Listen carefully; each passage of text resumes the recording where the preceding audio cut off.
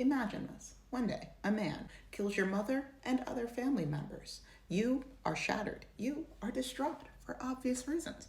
You decide, okay, I don't necessarily want to hold on to the rage and the all of this. I am going to forgive them.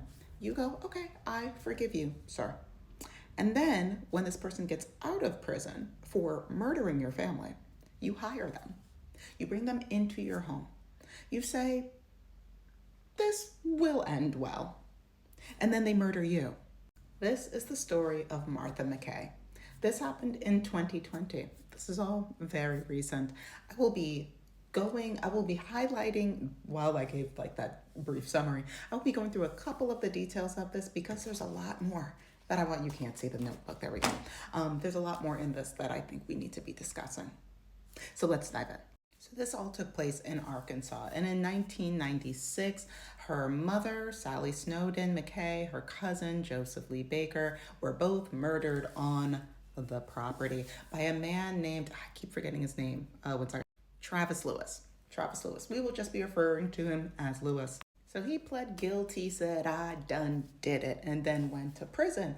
And it says over here that Martha, who's a longtime Buddhist and believed in forgiveness, so that she reached out to Lewis in prison. And then when he left prison, she quietly gave him a job working on the property alongside his mother, Gladys, who had been a housekeeper at the Snowdens' house for years. Now, this sounds like a lovely story, doesn't it? A lovely redemptive story, doesn't it? The problem is that he couldn't stop stealing. And then whether it was like on purpose or whether it was just like a confrontation that escalated and then one thing led to another, she died. Whether it was intentional or unintentional, he did kill her. And then while being chased by the police, the man jumped out the window and into his car, and then the vehicle got stuck on the property, so he scurried out the side door and jumped into the frigid lake where he drowned. And that was the same man that killed her mom, and then 17 years later, killed her. Hi, my name is Shayna. I'm a journalist. On this platform, I talk a lot about, oh Lord. On this platform, I talk a lot about decentering men and child-free living, so if any of that sounds like a vibe, please like, share, and subscribe. I also moved to Thailand after moving to 2 separate other countries, so if you're interested in moving abroad and staying abroad or learning more about the nuances of travel as a marginalized person, me and a friend of mine have created a platform called Black Babes Abroad, where we help marginalized people with a specificity on marginalized femmes and women with a hyper focus on Black women navigate the realities of actually moving abroad and creating a sustainable life over there. Information for everything, all of the projects that I'm working on is all in the description. But for now, let's dive back into this. So there's 2 main things that I want to talk about in this story. 1 is the forgiveness trap, and 2 is the unspoken or the little spoken downside of white saviorism. I'm referring to the handy dandy forgiveness. You can forgive someone and move on. Forgiveness doesn't mean you have to let somebody back into your life, especially if they hurt you. And this story is such a tale of how wrong letting somebody back into your life that has proven to you that they will deeply and intimately and violently hurt you for the sake of forgiveness. And there are many religions that teach forgive and re-enter over release and trust your intuition, and that literally kills people. And I'm not saying that this is part of the Buddhist belief system necessarily. I don't practice Buddhism, but I am saying that there are a number of religions that encourage people to essentially put themselves physically, spiritually, emotionally back in the line of fire for the sake of an idea of forgiveness that is not sustainable and is dangerous. I have a video that I did forever ago about what I feel is the difference between intuition and anxiety.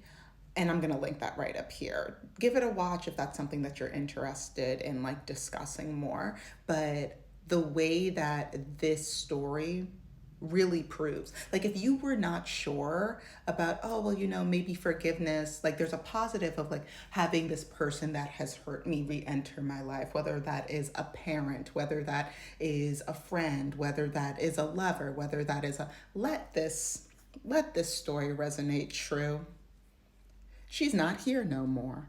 Now we're moving on to the white saviorism part. Now, did I know that lady? No.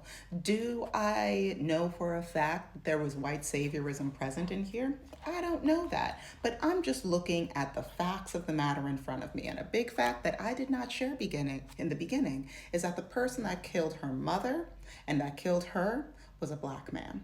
Now, why do I think that that is important? Because the racism involved in white savior behavior potentially got her killed. He showed he was a man who killed before and showed no actual change. The only thing that actually changed was that he was in prison before and now he's out. Behaviorally, we have no evidence that anything has changed. She just had the assumption of, oh, he would not do this to me. Why wouldn't he do that to you? Because he's indebted to you? That didn't stop him from killing your mother and your cousin. What makes you think that you're so special? Is it because you have money and you're white and you're a woman? You think, oh, this could never happen to me. The exceptionalism, potentially, that was involved in this created her a space for her to think that this could not happen to her and that she was safe in a space safe in a dangerous cauldron of her own making. Because why would you let a lion that has eaten people before back into your house? Unless you think that that lion wouldn't eat you, why wouldn't that lion eat you? It ate before. In fact, not only did it eat before, it ate somebody that tasted just like you before, and it said, delicious. But if there's not saying there's a possibility, there is a very high possibility that she saw a black man and saw a project and said, ooh, somebody that will not be affected negatively by this, I could fix this. I could save him. I'm not saying that's definitely what happened, but that does happen over and over and over again. Now, I love my people. I love my people. And at the end of the day, we are people, which means that in all people, there are good people and there are bad people. We've got Omarosas and we got Candace Owens. As much as I speak like we need to listen to black women, I need us to use our common sense, our thinking caps, put them on. We satin line them. We gotta, just because somebody speaks eloquently or, is in front of a microphone, doesn't necessarily, or just because they are just a black woman, doesn't necessarily mean that we gotta be listening to absolutely everything they say. We got Candace Owenses, historically we've got Amarosas, and I'm sure that there's more of us that have existed like this in the past. So identify your racism so you can look beyond skin color and build community. And that goes not just for white ladies that are out here being like, ooh, I'ma save a black person somewhere. And that's not just the community that I'm talking to. And this is also me kind of speaking to myself, where just because of somebody's skin color or the assumptions that we put to that doesn't necessarily mean that they are a safe community member. We got to get to know people. This is why intimate living and talking and getting to actually know your neighbors is how we not just survive this moment in time, but create sustainable systems when hopefully things are in a less critical political space. But these are my thoughts. I'd love to know yours. Please tippity type them in the comments section. For all the projects that I'm working on, head over to the description. Everything is in there. There's also a free checklist that'll help you navigate everything from I think I want to move abroad, but I don't really know where, how, or even why, all the way up to buying your one-way plane ticket. And that is a free resource. Everything is in the description. I think that's all for now. If you have any questions, write them in the comments. I will do my best to address them as quickly as possible. Okay, stay safe out there. Bye, guys.